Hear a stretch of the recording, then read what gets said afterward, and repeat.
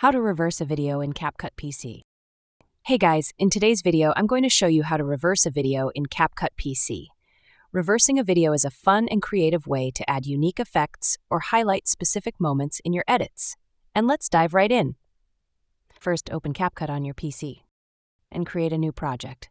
Click on the Import button and add the video you want to reverse. Drag the video onto the timeline to start editing. Select the video clip in the timeline by clicking on it.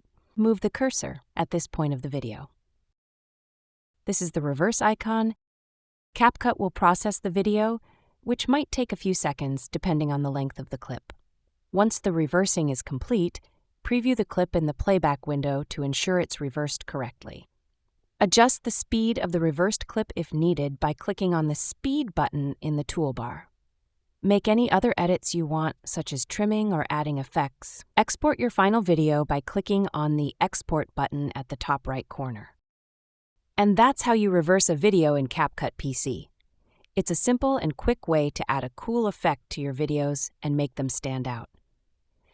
If this tutorial helped you, be sure to like, comment, and subscribe for more video editing tips. Thanks for watching, and I'll see you in the next one.